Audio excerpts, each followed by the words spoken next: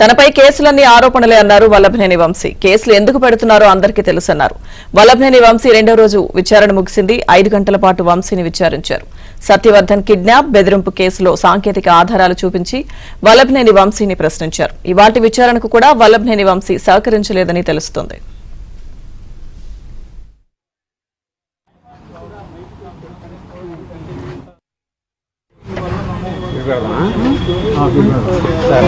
Sir Vamsi గారి health ఎలా ఉంది?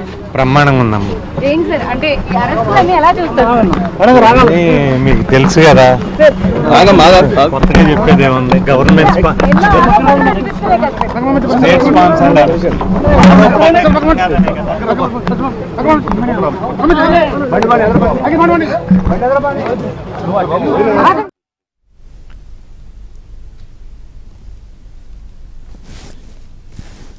వల్లభనేని వంశీ విచారణకు సంబంధించిన పూర్తి సమాచారం మా ప్రతినిధి ప్రసాద్ లైవ్ లో అందిస్తారు. ప్రసాద్. లక్ష్మీదుర్గ మా వైసీపీ నేత మాజీ ఎమ్మెల్యే వల్లభనేని వంశీ ఈరోజు కూడా పోలీస్ కస్టడీకి తీసుకుని విచారణ చేశారు. నిన్న 2.5 గంటల పాటు విచారించిన పోలీసులు ఈరోజు మాత్రం 5 గంటల పాటు వివిధ కోణాల్లో విచారణ చేశారు. ప్రధానంగా నిన్న ఈరోజు రేపు 3 రోజులు మాత్రం కోర్టు అనుమతి ఇచ్చిన నేపథ్యంలో ఈ 3 రోజుల్లో ఎంతవరకు సమాచారం రాబట్టగలిగితే అంతవరకు ఆ సమాచారాన్ని వంశీ నుంచి తీసుకునేందుకు పోలీసులు తీవ్రంగా ప్రయత్నిస్తూ ఉన్నారు. ఎందుకంటే సత్యవర్ధన్ వ్యవహారంలో మొత్తం వల్లభనేని వంశీ చుట్టూ కథ అంతా నడుస్తూ ఉంది. ఆయన ఆదేశాలతో ఆయన కనుసన్నల్లోనే మొత్తం అతను బెదిరించడం కావచ్చు, కిడ్నాప్ చేయడం కావచ్చు, లేకపోతే తన వాంగ్మూలాన్ని తారుమారు చేసి రివర్స్లో చెప్పే విధంగా అతన్ని ప్రలోభ పెట్టడం కావచ్చు.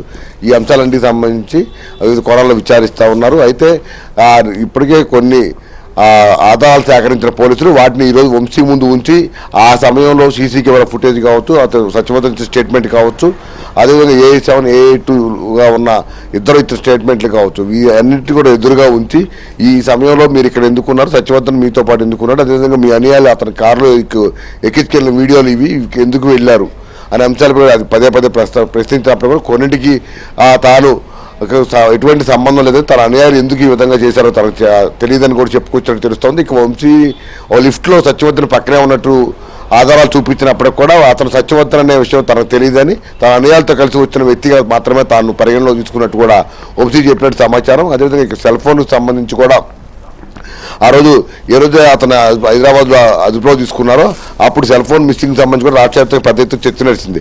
ఆ సెల్ ఫోన్ ఎక్కడ పెట్టారో ఉద్దేశపూర్వకంగానే దాన్ని మాయం చేశారనే అంశాలపై కూడా విచారణ చేయగా తనకు తెలియదని, ఆ ముందు రోజు రాత్రి నుంచి కూడా ఆ ఫోన్ కనిపించడం లేదని కూడా పోలీసులకు వంశీ చెప్పినట్టు కూడా తెలుస్తూ ఉంది.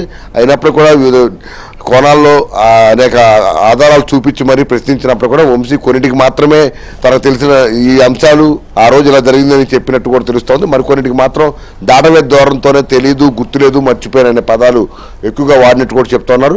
రేపు మన కస్టడీ కూడా ఉన్న నేపథ్యంలో ఈరోజు కొన్ని అంశాలకు సంబంధించి నోట్ చేసుకున్నట్టు తెలుస్తూ ఉంది. అయితే వంశీని సాయంత్రం 4 గంటల సమయంలో బయటికి తీసుకొచ్చారు ప్రభుత్వ ఆసుపత్రికి తరలించేందుకు. ఆ సమయంలో వంశీ ఈ తనపై వచ్చేవన్నీ కూడా ఆరోపణలే, అదేవిధంగా ఎందుకు ఈ విధంగా చేస్తున్నారో అంటూ కూడా అందరికీ తెలుసంటూ కూడా వ్యాఖ్యలు చేస్తూ జీబెక్కారు. ప్రభుత్వ ఆసుపత్రిలో వైద్య పరీక్ష అనంతరం జిల్లా జైలుకి కూడా తరలించారు. రేపు 3వ రోజు చివరి రోజు కస్టడీ కూడా అలో మరిన్ని ప్రశ్నలకు సంధించే అవకాశం ఉంది. వాటి ద్వారా సమాచారం రాబట్టకపోతే మరోసారి కస్టడీ కోరే అవకాశం ఉందని కూడా చెప్తున్నారు. Right, thank you Prasad.